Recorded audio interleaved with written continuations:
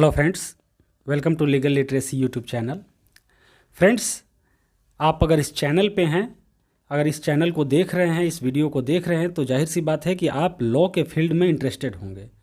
अगर आप एलएलबी कर चुके हैं और तब इस वीडियो को देख रहे हैं तो आप देख भी सकते हैं, नहीं भी देख सकते हैं। और चूंकि आप देख लेंगे तो आपको ये फ़ायदा होगा कि किसी और को आप बता सकते हैं, अपने घर में किसी को इसके बारे में जानकारी दे सकते हैं।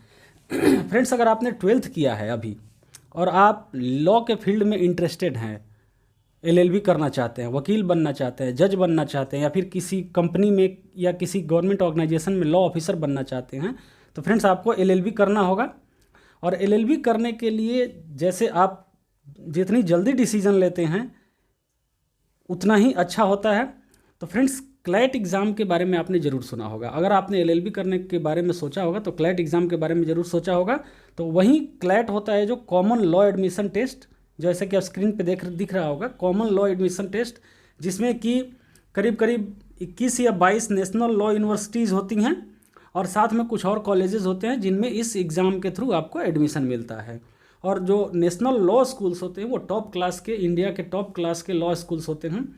तो क्लैट, आप 12th के बाद अगर क्लैट देना चाहते हैं, लॉ के फील्ड में जाना चाहते हैं, तो क्लैट आपके लिए बेस्ट एग्जाम है। तो फ्रेंड्स, क्लैट के बारे में आज हम पूरी बात करेंगे।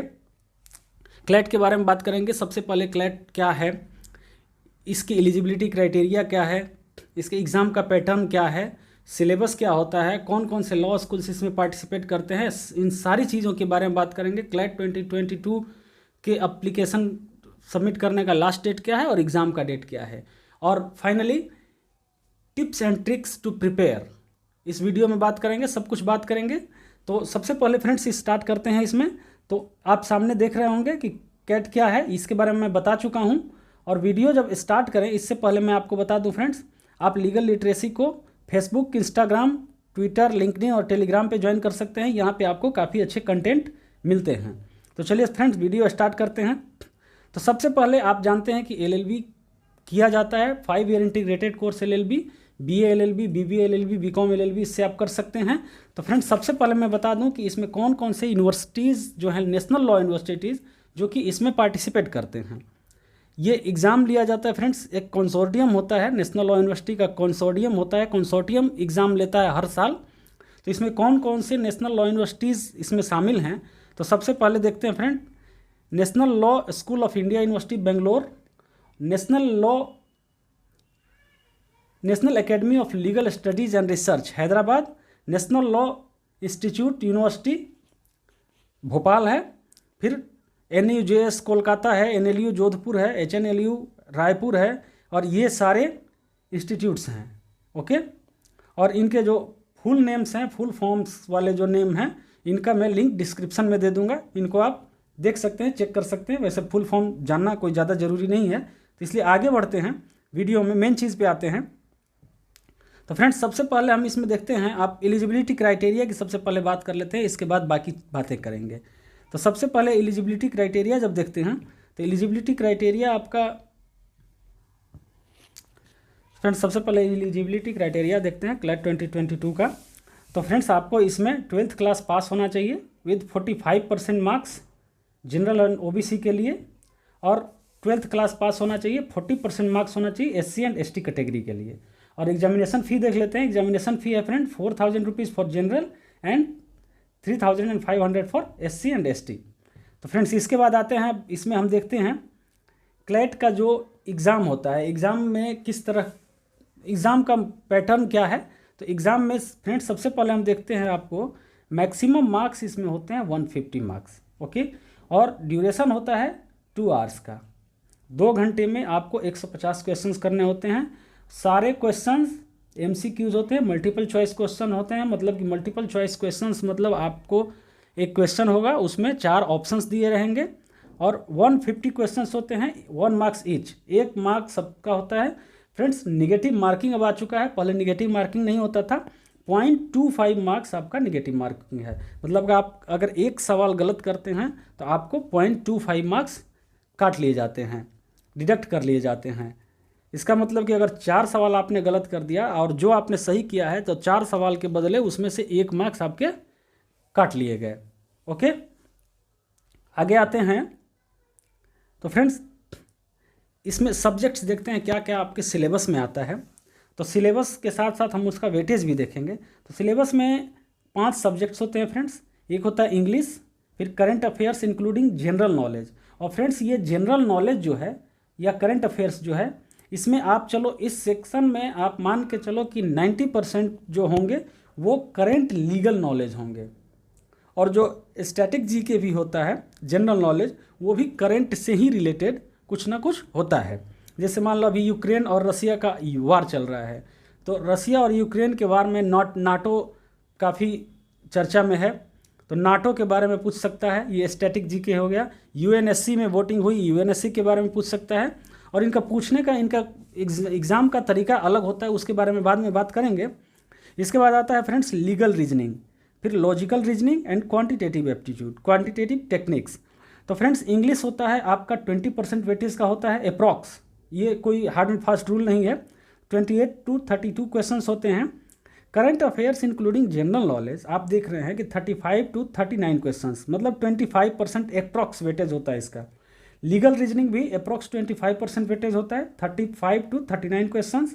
लॉजिकल रीजनिंग जो होता है ये 20% वेटेज लिए हुए होता है, 28 to 32 क्वेश्चंस। क्वांटिटेटिव टेक्निक्स ये 13 to 17 क्वेश्चंस, मतलब 10% का वेटेज इसका होता है। अब आते हैं फ्रेंड्स, थोड़ा सा देख लेते हैं क्लैट 2021 के क्वेश्चन पेपर में कौन से सब्जेक्ट्स का कितना वेटेज था, कौन से सब्जेक्ट से कितने क्वेश्चंस आए थे। तो फ्रेंड्स एक चीज़ आपको मैं पहले बता दूं कि ये जितने भी सब्जेक्ट्स हैं, जो भी सब्जेक्ट्स हैं, जो भी इनमें से क्वेश्चन पूछे जाएंगे, तो डायरेक्ट कुछ भी नहीं पूछा जाता है। जैसे ये डायरेक्टली नहीं पूछा जाएगा कि नाटो का हेडक्वार्टर कहाँ है, नाटो में इनमें से कौन सा कंट्री नाटो में शामिल नहीं है, ऐसा नहीं पूछा जाता है। इसमें जितने भी सब्जेक्ट्स हैं सब में आपको एक पैसेज दिया रहेगा, और पैसेज में से क्वेश्चंस बना के ये पूछते हैं। लेकिन अब ऐसा नहीं है कि पैसेज जब दिया रहेगा आपको, तो जैसे आपको जनरल नॉलेज में करंट लीगल जनरल नॉलेज या फिर नॉर्मल जनरल नॉलेज में आपको पूछेगा, जैसे अगर नाटो पे कोई पैसेज दिया है तो NATO headquarter of the NATO is, और वहाँ पे डैश दे देगा, तो उसमें आपको वो नाटो का हेडक्वार्टर उसके बारे में अगर पूछता है तो आपको फिल करना होगा। क्वेश्चंस के बारे में हम लोग अगले वीडियो में उसका एग्जाम्पल क्वेश्चंस लेंगे, हर सब्जेक्ट का एक एक पैसेज लेके उसके बारे में डिस्कस करेंगे नेक्स्ट वीडियो में। तो क्लैट 2021 में फ्रेंड्स इंग्लिश लैंग्वेज में 30 क्वेश्चंस थे और 6 पैसेज थे, मतलब 6 पैसेज एवरेज मान के चलो, एक पैसेज में 5 क्वेश्चंस, ठीक है। Current affairs including general knowledge में 7 पैसेजेस थे, उसमें 35 क्वेश्चंस, ओके। लीगल रीजनिंग में 8 पैसेजेस थे जिसमें 40 क्वेश्चंस थे। लॉजिकल रीजनिंग में 6 पैसेजेस जिसमें 30 क्वेश्चंस थे। क्वांटिटेटिव टेक्निक्स में 3 पैसेजेस में 5 क्वेश्चंस। अब आपको लग रहा होगा क्वांटिटेटिव टेक्निक्स का मतलब मैथ्स होता है। क्वांटिटेटिव टेक्निक्स में पैसेज कैसे देते हैं, तो पैसेज देते हैं फ्रेंड्स इसमें कि इसमें आपको डेटा इंटरप्रिटेशन पूछता है, पाई चार्ट पूछता है, उनमें पैसेज देते हैं, उनके बारे में आपसे पूछा जाता है। आगे आते हैं,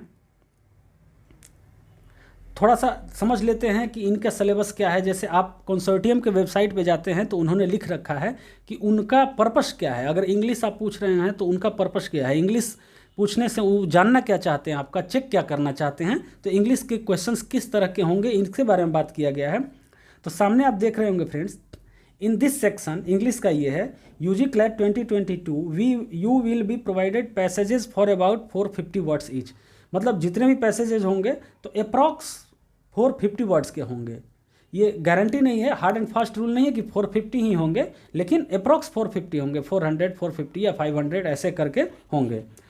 और ये पैसेजेस कहाँ से आपको लिए जाएंगे, आपको किसी हिस्टोरिकल सिग्निफिकेंट या फिर कॉन्टेम्प्रेरी जो फिक्सन नॉन फिक्सन राइटिंग होगा, किसी नॉवेल से ले लेंगे, किसी आर्टिकल से ले लेंगे, किसी सुप्रीम कोर्ट के जजमेंट से भी ले सकते हैं। जिस तरह के हमने इस चैनल पे कुछ वीडियोस किए हैं जो कि सुप्रीम कोर्ट के किसी जजमेंट से पैसेज निकाल के हमने उस पर डिस्कस किया है, तो इस बुक कर लेंगे। और इनका स्टैंडर्ड फ्रेंड ये रहेगा कि एक 12th स्टैंडर्ड का बच्चा, 12th स्टैंडर्ड का स्टूडेंट 5 से 7 मिनट में ये आपका पैसेज वो 450 वर्ड का पढ़ के और समझ लेगा। तो ये फ्रेंड्स 5 से 7 मिनट कह रहे हैं। आप अगर स्टैंडर्ड थोड़ा सा प्रैक्टिस किए हैं तो आप 3 से 4 मिनट में भी उसको कंप्लीट कर सकते हैं। और हर पैसेज के बाद कुछ क्वेश्चंस होंगे, ओके, हर पैसेज के बाद कुछ क्वेश्चंस होंगे, उस क्वेश्चन से आपका चेक क्या किया जाएगा कि आपका जो मेन पॉइंट पैसेज में डिस्कस्ड है, जो आर्गुमेंट्स है, व्यू पॉइंट्स है, किसने क्या किया है, किसने क्या कहा है, उसका थीम क्या है, उसमें कुछ ऐसे वर्ड्स या इडियम फ्रेजेज आते हैं उसके बारे में उसका पूछ देंगे। मतलब बहुत सारी चीज़ें उस पैसेज से ही आपके क्वेश्चंस निकल के आएंगे। फ्रेंड्स, ये इंग्लिश हो गया। इसका एक सैम्पल क्वेश्चन हम करेंगे अगले वीडियो में, जिसमें कि इंग्लिश और सारे जितने भी सब्जेक्ट्स आपके हैं उनका एक एक सैम्पल पैसेज लेके हम डिस्कस करेंगे। ओके, तो इसके लिए फ्रेंड्स मैं बता दूं, एक आप ट्रिक्स जानना चाहते हैं तो इंग्लिश पढ़ने का सबसे अच्छा तरीका है आप डेली न्यूज़पेपर पढ़ो, न्यूज़पेपर के आर्टिकल्स पढ़ो, और आर्टिकल पढ़ने के बाद उसमें जो वर्ड्स आते हैं, कुछ ऐसे वर्ड्स आते हैं जो कि आपको लगता है कि हाँ ये आपके एग्ज़ाम में पूछ सकता है, या फिर आपको नहीं आता है तो उसके नोट्स बनाओ। तो उन वर्ड्स को बार बार आप, न्यूज़पेपर पढ़ने का सबसे अच्छा फ़ायदा क्या होता है कि न्यूज़पेपर में वर्ड्स रिपीट होते हैं, बार बार आप उस वर्ड को रिपीट कर रहे हो, डेली न्यूज़पेपर पढ़ रहे हो तो वर्ड्स आपके कंप्लीट होते हैं। वैसे न्यूज़पेपर पढ़ने में हर सब्जेक्ट में न्यूज़पेपर फ़ायदा करेगा आपका, जो भी सिलेबस का सब्जेक्ट है सब में आपका न्यूज़पेपर फ़ायदा करेगा। आगे आते हैं, इंग्लिश के बाद आते हैं लीगल रीजनिंग। तो फ्रेंड्स, ये लीगल रीजनिंग भी सेम इंग्लिश के ही पैटर्न पे है। आपको एक पैसेज दिया होगा 450 वर्ड्स का, अप्रॉक्स 450 वर्ड्स का पैसेज होगा, जिसमें आपको कुछ लीगल मैटर्स, सिचुएशन, सिनेरियो जो अभी चल रहा है उसके बारे में, पब्लिक पॉलिसी का क्वेश्चन, जैसे कि गवर्नमेंट कोई पॉलिसी लाती है उसमें क्या है, उसके आर्गुमेंट्स, उसके सपोर्ट में, अपोज में आर्गुमेंट्स, इस सब के बारे में कोई मोरल फिलोसफिकल इंक्वायरी, जो भी चीज़ें होती हैं वो आपको पैसेज में दी जाएंगी। और पैसेज में से आपको कुछ क्वेश्चंस किए जाएंगे। क्वेश्चंस में जो उस पैसेज में आपको लॉ कॉन्सेप्ट्स दिए होंगे उनको अप्लाई करते हुए। तो फ्रेंड्स, इनका कहना है कि you will not require any prior knowledge of law, आपको पहले से लॉ जानना जरूरी इसमें नहीं होगा। लेकिन फ्रेंड्स, ऐसा है कि अगर आप इंग्लिश लैंग्वेज पढ़ रहे हैं तो साथ में इंग्लिश लैंग्वेज में अगर आप न्यूज़पेपर अच्छा पढ़ते हैं, द हिंदू न्यूज़पेपर पढ़ते हैं, तो उसमें जो बहुत सारी जो लेजिस्लेटिव पास करती हैं, कानून पास करती हैं, उसके बारे में आर्टिकल्स आते हैं, उसके बारे में न्यूज़ आता है। तो आप उस न्यूज़ को फॉलो करते रहेंगे तो ये लीगल रीजनिंग का जो पार्ट है ये आपके लिए ईजी हो जाएगा। तो इससे क्या क्या ईजी हो जाएगा, लीगल रीजनिंग का पार्ट ईजी हो जाएगा, फिर इंग्लिश ईजी हो जाएगा आपके लिए अगर फॉलो करते हैं डेली तो, और फिर साथ में आपका जो करंट अफेयर्स है, current affairs with GK including GK, वो आपके लिए ईजी हो जाएगा। आगे आते हैं, इसमें आपको क्या देखेंगे, इनका मकसद है देखना लीगल रीजनिंग में कि आप किसी पैसेज के अंदर दिए हुए लीगल कॉन्सेप्ट को किसी क्वेश्चन में किस तरह से आप फिट करते हैं, किस तरह से उसका एप्लीकेशन अप्लाई करते हैं, उसका एप्लीकेशन करते हैं। फ्रेंड्स, इनका एक चीज़ है इसमें कि अगर उसमें लीगल प्रिंसिपल गलत भी दिया हुआ है और आपको पता है कि नहीं ये गलत है, ये सही नहीं है, तो आप उसके क्वेश्चन में सही लीगल प्रिंसिपल अपने हिसाब से नहीं लगा सकते हैं। जो लीगल प्रिंसिपल इन्होंने अपने पैसेज में दिया है आपको उसी का यूज़ करना है। ओके, आगे आते हैं फ्रेंड, अब आता है current affairs including general knowledge. तो फ्रेंड्स, आप ये देख रहे हो यहाँ पे, इन this section you will provided passage of 450 words. आप देख रहे हो इसमें सब में आपको पैसेज के फॉर्म में ही मिलेगा। इनका मेन मकसद है आप कितना पढ़ पाते हैं और कितना उसको समझ पाते हैं और कितना उसका यूज़ कर पाते हैं। ओके, अगर लॉ आप करना चाहते हैं तो इनमें इन चीज़ों को आपसे इन चीज़ों के बारे में पूछा जाएगा। तो ये जो करंट अफेयर्स और ये सब देख रहे हैं, तो सारे पैसेजेस के बाद क्वेश्चंस होंगे। आपको contemporary events of significance from India and the world, India का और वर्ल्ड का सारा सिग्निफिकेंट, आपको जो भी सिग्निफिकेंट घटनाएं हो रही हैं उनके बारे में जानना है। आर्ट एंड कल्चर के बारे में पढ़ना है। इंटरनेशनल अफेयर्स, इंटरनेशनल अफेयर्स में दुनिया में क्या चल रहा है इसके बारे में जानना है। और historical events of continuing significance, जैसे हमने बताया था कि जनरल नॉलेज भी जो पूछेगा, स्टैटिक जीके भी पूछेगा, वो करेंट से ही रिलेटेड पूछेगा। तो जो हिस्टोरिकल इवेंट्स हैं, हिस्टोरिकल इवेंट्स चल रहे हैं, अगर उनका कंटिन्यूइंग सिग्निफिकेंस है तभी पूछेगा। कहने का मतलब कि मान लो आज कोई जैसे statue of liberty, statue of equality को प्राइम मिनिस्टर ने इनोग्रेट किया, ठीक है, स्टैच्यू ऑफ इक्वलिटी को इनोग्रेट किया, तो स्टैच्यू ऑफ इक्वलिटी में जिसकी स्टैच्यू बनी है रामानुजाचार्य की, तो उनके बारे में पूछ सकता है क्योंकि वो अभी न्यूज़ में है। ओके, तो इस तरह की हिस्टोरिकल इवेंट्स भी वही पूछेगा जो अभी करंट में चल रहे हैं। ओके, आगे आते हैं फ्रेंड्स। यहाँ पे आ जाता है फिर लॉजिकल रीजनिंग। तो लॉजिकल रीजनिंग में भी आपको 300 वर्ड्स का पैसेज दिया जाएगा। उस पैसेज में से ही आपको क्वेश्चंस दिए जाएंगे, उसके आंसर देने हैं। तो उसमें क्वेश्चन में क्या होगा फ्रेंड, आपको जैसे आर्गुमेंट होता है, आर्गुमेंट एंड स्टेटमेंट, और ये सारे जो रीजनिंग के होते हैं, एनालाइज करना है किसी पैटर्न को, रीजनिंग का पैटर्न को एनालाइज करना है। जैसे बहुत सारे रीजनिंग्स ऐसे आते हैं जिसमें कि कुछ पैटर्न्स दिए होते हैं, उस पैटर्न्स पे आपको आगे बढ़ना होता है। तो इनके बारे में तो ये सारी चीज़ें आपके पैसेज के फॉर्म में ही होंगी। जो आर्गुमेंट और स्टेटमेंट और ये सारी चीज़ें जो होती हैं, कॉन्ट्राडिक्शन, इक्विवेलेंस, रिलेशनशिप, एनालॉजीज, ये आपके लॉजिकल रीजनिंग में होंगे। आगे आते हैं क्वांटिटेटिव टेक्निक्स। तो फ्रेंड्स, क्वांटिटेटिव टेक्निक्स में आपको 10th स्टैंडर्ड तक के मैथ्स के बारे में आपको पढ़ना होगा। आपको क्या करना है, जैसे न्यूमेरिकल इन्फॉर्मेशन आपको एक पैसेज दिया जाएगा, पैसेज में से निकालना है। जैसे डेटा इंटरप्रिटेशन, कई सारे डेटाज आपको दिए रहेंगे उसमें से, और एज ए पैसेज, जैसे इंग्लिश का पैसेज दिया जाता है उस तरह से दे के उसी तरह से इसमें क्वेश्चन पूछेगा, और आपको उसमें से ये देखना है कि कौन सा उसमें से डेटा मैं निकालूंगा मेरे काम का है और कौन सा मेरे काम का नहीं है इस क्वेश्चन के लिए, और उसके हिसाब से आपको इनका आंसर करना है। तो इसके लिए आपको क्वांटिटेटिव टेक्निक्स ऑफ मैथ्स का प्रैक्टिस भी करना होगा, और साथ में इस तरह से प्रैक्टिस करना होगा जैसे कुछ बुक्स आते हैं क्लैट के लिए, उनमें पैसेज के फॉर्म में भी आपको प्रैक्टिस करना होगा। आगे आते हैं, सबसे पहले फ्रेंड्स देखते हैं, जैसे हमने बताया कि न्यूज़पेपर आपको पढ़ना है, डेली न्यूज़पेपर पढ़ना है। तो कौन सा न्यूज़पेपर पढ़ना है, तो आपको द हिंदू ज़्यादा प्रेफर करना है, और इंडियन एक्सप्रेस भी आप पढ़ सकते हैं। तो द हिंदू आप पढ़ते हैं तो न्यूज़पेपर पढ़ने का सबसे बड़ा फ़ायदा क्या होता है फ्रेंड्स, क्योंकि आप देख रहे हैं कि 150 क्वेश्चंस आपके होते हैं 120 मिनट्स में। एक क्वेश्चन में आपके पास टाइम कितना है, 1 मिनट से भी कम है। एक क्वेश्चन के लिए 1 मिनट से भी कम टाइम है। और क्वेश्चन भी है, जो भी क्वेश्चन है, जैसे जीके होता है, अब जीके आपसे करंट अफेयर्स और जीके 30 क्वेश्चन पूछता है, तो वो 30 क्वेश्चन अगर आपको सारे जीके आते हैं तो 10 मिनट में भी आप कंप्लीट कर सकते हैं, 7 मिनट में भी 30 क्वेश्चन कंप्लीट कर सकते हैं अगर सारे आपको याद हैं तो। लेकिन फ्रेंड्स, क्लैट में क्या प्रॉब्लम है कि क्लैट में ये प्रॉब्लम है कि उस जीके को भी सॉल्व करने के लिए आपको पैसेज पढ़ना है, इंग्लिश में भी आपको सॉल्व करने के लिए पैसेज पढ़ना है। तो 450 वर्ड्स के अगर आपको मान लो अगर 20 या 25 पैसेज आपको पढ़ने हों 450 वर्ड्स के, तो बहुत ज़्यादा हो गए। उस पैसेज को पढ़ना है, पैसेज को पढ़ के समझना है, तो आपको समय बहुत ज़्यादा लगना है। तो समय ज़्यादा लगना है, तो अगर न्यूज़पेपर पढ़ने की आपकी आदत है, आपके हैबिट में है, तो ये क्या होगा कि आपका रीडिंग स्किल फास्ट होगा, आप जल्दी पढ़ेंगे और जल्दी समझेंगे। आपके पास एक हैबिट होगा, एक आदत होगी, तो आपको समझने की क्षमता ज़्यादा रहेगी। इसके बाद आपका अंडरस्टैंडिंग लेवल बढ़ेगा। कोई भी इंग्लिश का पैसेज आप जल्दी पढ़ेंगे और जल्दी समझेंगे, जल्दी पढ़ेंगे जल्दी समझेंगे, तो आंसर जल्दी करेंगे, तो आप आगे रहेंगे। तीसरा चीज़ है कि आपकी वोकैबुलरी अच्छी होगी।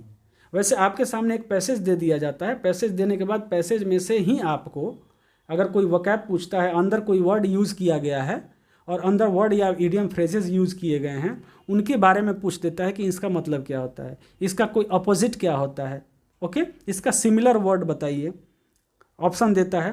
तो पैसेज में से ही आपको करना है। लेकिन अगर न्यूज़पेपर आप पढ़ते रहेंगे, हैबिचुअल रहेंगे, तो उस वर्ड के बारे में आपको पता होगा तो उस पैसेज को भी अच्छे से समझेंगे और वर्ड के बारे में भी उसका आंसर भी दे देंगे। फिर इसके बाद न्यूज़पेपर के साथ आपके साथ और फ़ायदा क्या है कि आप करंट अफेयर्स और जनरल नॉलेज के टॉपिक्स को अच्छी तरह से कवर कर लेंगे, कंप्लीट कर लेंगे।